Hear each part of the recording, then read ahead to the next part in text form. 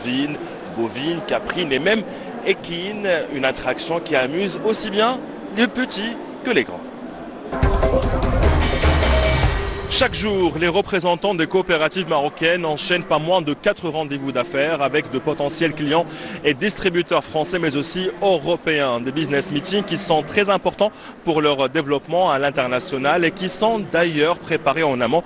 Des formations en marketing, en négociation commerciale leur sont dispensées par les équipes de l'ADA afin de mieux valoriser et de mieux négocier leurs contrats à l'export. Reportage Abdallah Dhnouch et Mehdi Joumar. Spécialisé dans le négoce des épices du monde, ce distributeur français s'intéresse désormais aux condiments marocains. Aujourd'hui, il a rendez-vous avec une coopérative produisant du cumin ainsi que des épices de la région de Qalat Sarna. Un business meeting qui permet à cet importateur d'apprécier toute la qualité de ce produit du terroir avant de repartir avec un échantillon pour proposer par la suite un contrat d'importation. Je n'ai pas encore acheté d'épices du Maroc, mais là je viens de voir par exemple un cumin qui est très citronné, qui a des qualités organoleptiques qui m'intéressent. Donc c'est un produit que je pourrais acheter en grande quantité pour proposer à ma clientèle. Nous allons poursuivre nos rencontres avec les opérateurs français pour nouer des partenariats et signer des contrats d'exportation. Près de 50 grossistes et distributeurs français ont réservé en effet des rendez-vous d'affaires avec les coopératives présentes au niveau du pavillon marocain. Et pour optimiser leurs chances de signer des contrats commerciaux, les producteurs nationaux proposent désormais des produits conditionnés et valorisés.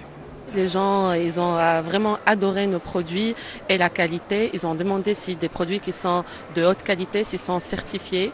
Et heureusement que nous sommes là avec des produits qui sont certifiés, aptes à être exportés vers tous les pays du monde. L'Agence pour le développement agricole, avec tous les partenaires au niveau du ministère, on organise des formations, un accompagnement très rapproché des coopératives en matière de mise à niveau sur les plans qualité, donc tout le process de production, sur le plan aussi sanitaire. Toutes les coopératives ici présentes disposent d'une autorisation d'un agrément sanitaire délivré par les services de l'ANSA. Durant les 9 jours, chacune des 30 coopératives marocaines devra mener près de 10 rendez-vous d'affaires, armées d'une fiche de produits détaillée ainsi que de formations en marketing et en commerce.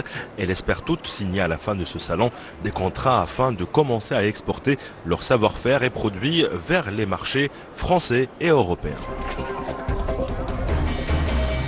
Découvrant les brèves depuis ce grand salon agricole. Aujourd'hui, les produits du terroir sont de véritables leviers de développement du monde rural. Les coopératives sont aujourd'hui un maillon important de cette nouvelle économie solidaire, un écosystème riche de près de 20 000 coopératives, comprenant près de 150 000 femmes adhérentes, des structures qui réalisent annuellement un chiffre d'affaires de près de 10 milliards de dirhams. Désormais, les grandes villes se découvrent une vocation agricole, que ce soit ici à Paris ou dans les grandes métropoles internationales. On assiste en effet à l'émergence et le développement de fermes agricoles sur les toits des immeubles. Une serre déployée par exemple sur une superficie de 22 mètres carrés peut produire jusqu'à 500 kg de végétaux par an, une quantité assez suffisante pour nourrir 4 personnes.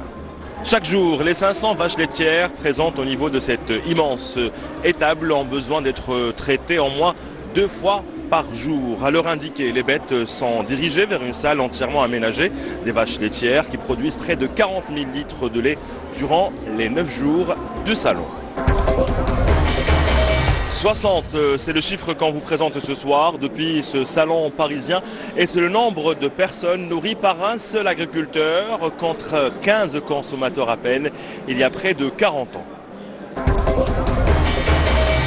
C'est une manière à la fois didactique et ludique pour présenter et expliquer toute la chaîne de valeur et de production des fruits et légumes. C'est une plateforme faite en Lego et oui, près de 10 000 pièces de ces plastiques cubiques sur une superficie de près de 4 mètres sur 2 mètres et qui explique toute cette chaîne de valeur de la production passant par les grossistes, les importateurs pour arriver enfin aux étals et aux assiettes des consommateurs.